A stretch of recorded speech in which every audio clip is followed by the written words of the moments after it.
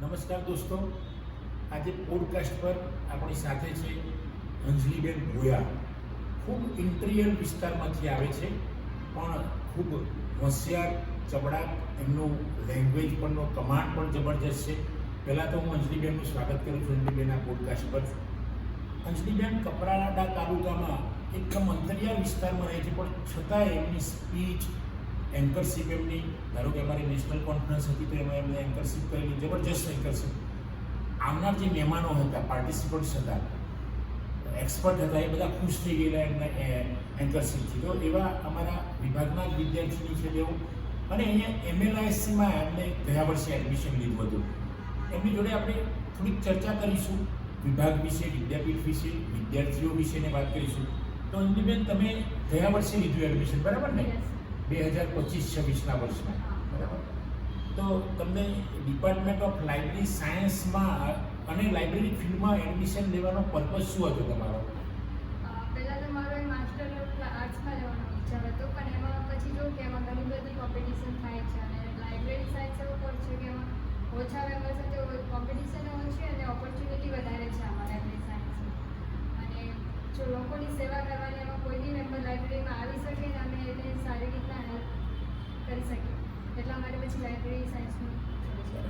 અરે, તમને એવો વિશ્વાસ કરો કે આમાં જોબ મળી જાય છે, એવું તમને વિશ્વાસ છે?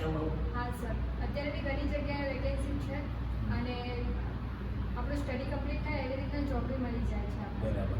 તમારા સિનિયર જે બહાર નીકળ્યા એમાં તમે જોયું કે કેટલા જણને જોબ મળી હોય, તમને ખબર પડી ગઈ કે અહીંયા જે પ્લેસમેન્ટ થયું આપણે એવું કંઈક જાણકારી મળી તમને? હા, અને અત્યારે એક્ઝામ નથી બાકી હતી ત્યારે 2-3 જણને સ્ટુડન્ટને તો જોબ મળી ગઈ હતી, ને એના પછી બી અત્યારે ઘણાને 4-5 જણને મળી ગઈ છે જોબ. મળી ગઈ છે. Okay okay. એટલે તમને જાણકારી છે ખરી કે ભાઈ વિભાગ દ્વારા પણ પ્લેસમેન્ટ કરવાનો પ્રયત્ન થાય છે ઘણો બધો, બરાબર. તમને લાઇબ્રેરી અને ઇન્ફોર્મેશન સાયન્સ ડિપાર્ટમેન્ટમાં તમે 1 વર્ષ ભણ્યા, તમને કેવો અનુભવ છે એમ અહીંયાનો?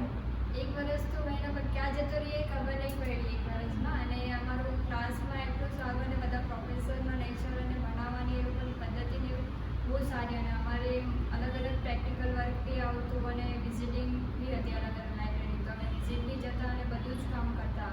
આખા વર્ષમાં ઓલ ઓવર બહુ સારું હતું. એટલે ડિપાર્ટમેન્ટમાં તમને ભણવાની મજા આવી કે ભાઈ ખરેખર આ સંસ્થામાં ભણવાની મજા આવી? તો હવે તમને એવું લાગે છે કે આ ફિલ્ડમાં નવી જનરેશન આવશે, તો એ નવી જનરેશન આવવી જોઈએ એવું લાગે છે તમને આ ફિલ્ડમાં?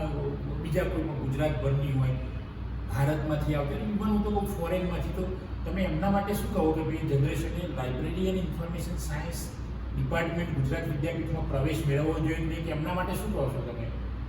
હા, ગુજરાત વિદ્યાપીઠમાં એ લોકોએ એડમિશન લેવું જોઈએ. અહીંયા ગુજરાતી પોતાની માતૃભાષા સાથે અને બીજી ઇંગ્લિશ કોઈ બી લેંગ્વેજમાં બી એક્ઝામ આપી શકીએ છીએ, અને અહીંયાનું ઘણું સારું વાતાવરણ ગુજરાત વિદ્યાપીઠનું બી છે, અને કેમ્પસ બી બહુ મોટું છે, અને એન્વાયરમેન્ટ ગ્રીનરી બધું છે. અને અહીંયાના જે બી મેમ્બર સ્ટડી કરીને ગયા છે એ લોકો સારી સારી પોસ્ટ પર ગવર્મેન્ટ હાઈ લેવલ પર ગયા છે, અને અહીંયાનું કોઈ બી નામ ભણતરની સાથે ઘડતર શીખવામાં આવે. આપણે કોઈ બી ઇન્ટરવ્યૂમાં જઈએ ત્યારે વિદ્યાપીઠનું નામ લઈએ તો એ લોકો આપણને ફર્સ્ટ ચાન્સ આપણને જ આપે, કેમ કે એ લોકોને ખબર છે કે આ લોકો રેગ્યુલર હોય છે, અને એ લોકોને કોઈ બી કામમાં આળસ નથી આવતી. એટલે વિદ્યાપીઠનો તમને એકદમ સારો એક્સપિરિયન્સ છે એવું તમારું કહેવું છે.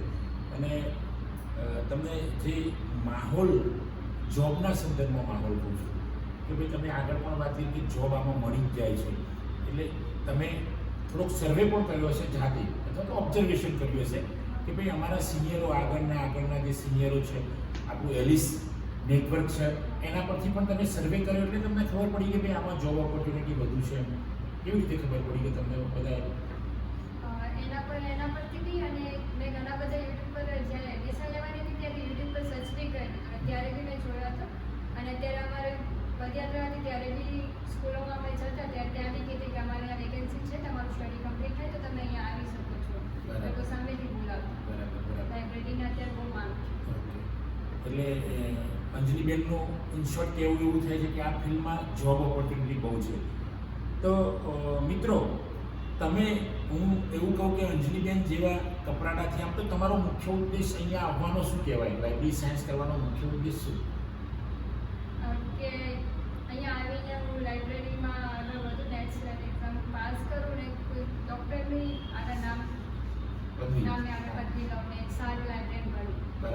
ફાયદા છે. એટલે અંતે તો તમારો એક જ કે ભાઈ આપણને નોકરી મળવી જોઈએ, રોજગારી મળવી જોઈએ, એ જ છે ને મુખ્ય. હા.